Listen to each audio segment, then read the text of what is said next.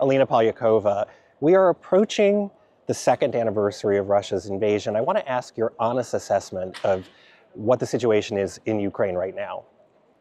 Well, in terms of the military situation, the Ukrainians are definitely hitting a very difficult time.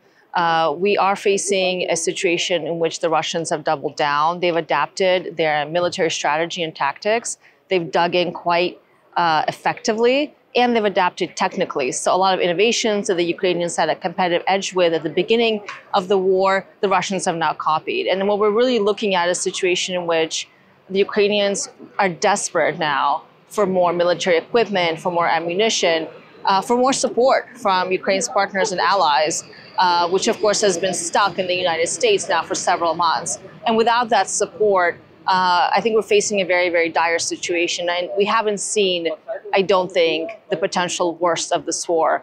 There's a very good likelihood that the Russians are, as we speak, preparing another military affront on Ukraine. There is a high chance they will once again try to take over the capital, Kyiv, which we're very happy, of course, that Kyiv was not affected at the beginning of the war.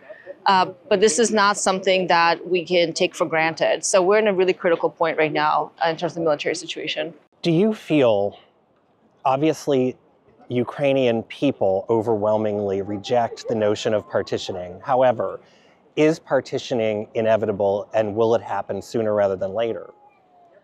I think it's very difficult to say right now. I think certainly now, I don't see a legitimate and credible space for any sort of negotiations that would have to happen between Ukraine and Russia directly, with perhaps a mediating power in between. But certainly, there's no negotiation to be had with the Russians right now. That may come in the future, but it has to be on Ukraine's terms. Right now, it would very much be on Russia's terms, and that's unacceptable. Ongoing debate about Ukraine's membership potentially for NATO. Lots of opinions on both sides there. You have argued pretty vehemently for Ukraine to be invited to join NATO. I want to ask you, what is the most cogent argument you've heard on the other side for keeping them out at this point? Sure. Well, I will just say it's not just me that thinks that the only path to Europe's long-term security is a Ukraine that is embedded in the EU, that is embedded in NATO. There is no other security guarantee that's not NATO for Ukraine. NATO is the only option. But the arguments on the other side, which I don't find very compelling, frankly, is that somehow Ukraine joining NATO is the path to World War III. In fact, it's the direct opposite. If we don't want a confrontation with Russia directly, which we don't, and the Russians don't want that, we have seen that NATO as a deterrent works so far.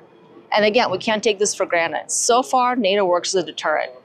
If we continue to allow these so-called gray zones in Europe, Ukraine not integrated, Moldova not integrated, Georgia not integrated, we open the door to a much larger confrontation in the long term. That's what really we should be afraid of. The situation now is winnable, it is manageable if we get our act together as the West. The only way to secure what have been very positive wins of Western support for Ukraine is to solidify that at the NATO summit by extending an invitation to Ukraine to even accession talks, not a formal invitation. We know that may be going too far. But the Biden administration, I think, has a real opportunity here to consolidate its policy towards Ukraine with the NATO summit before the US elections in November. Now, President Biden has already said that's not on the agenda for the summer summit. Do you think that's political posturing for the moment, and could that potentially change, and what do you think could change his mind? I think certainly there are many, including our European allies, especially those in the Baltics and the Nords, who are the closest to Russia and see the threat and have been raising the alarm bells. Even Chancellor Scholz of Germany has recently co-published an op-ed saying that we really need to focus on our military capabilities, and this war is not over, it's our war. And we need a Ukraine that's not going to be vulnerable, because as long as Ukraine's vulnerable, Europe is vulnerable. If Europe is vulnerable, the United States is vulnerable. I do think there is a pressure on the administration now to change their minds. I think the president needs to hear this from his counterparts in our allied member states of NATO. I think he needs to hear from those of us on the outside in the expert community. And hopefully that will help them see that there is an opportunity for leadership here and to solidify NATO's future, not just celebrate its past. Now, when we talk about the NATO member states, obviously they don't all think alike, and we see different messages coming from those who are closer to Russia in proximity. Do you see on the continent a rift growing, and how does that resolve itself? It's been interesting. I mean, I think certainly we've seen, of course, if you include the UK in Europe, which I do, a bit of a crescent, if you will, form, where you have the UK plus Nordic Baltics down to Central Eastern Europe speaking with one voice. But now we also have France that has come out, President Macron has come out very clearly in favor of Ukraine's NATO membership. So the dynamics are shifting. You can't really say anymore there's a Western European view and there's a Central Eastern European view. I think many countries are starting to understand that this war is Europe's war first and foremost, and it is America's war. Whether the US likes it or not, the rest of the world sees Russia's war against Ukraine as Russia's war against the United States and against the West. So it is America's war. And a defeat in Ukraine would be seen as a defeat not for Ukraine, but for the United States.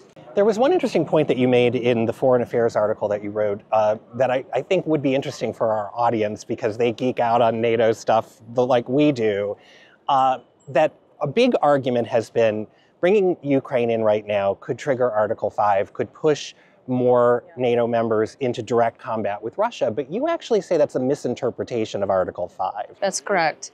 So Article 5, if you read it, and I can't quote it verbatim yet, but I probably should be able to at this point. Article 5 initiation would mean that there would be a series of consultations among members who would then decide what will be the appropriate response, which could include a military response, but that's not the necessary default outcome by any means. Of course, the only time we've seen Article 5 activated was in response to 9/11. And America's allies came to our aid, but again, not every single ally, right? There was a mix. And the response was also mixed, I would say, in terms of contributions from our allies. So it's just a misunderstanding of how the treaty commitment works. It is not a path to World War III.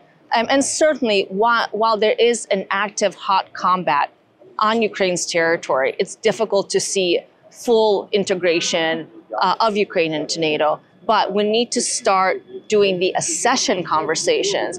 And I will say that NATO needs Ukraine. Ukraine has the most powerful military in Europe right now. NATO member states in Europe are far behind.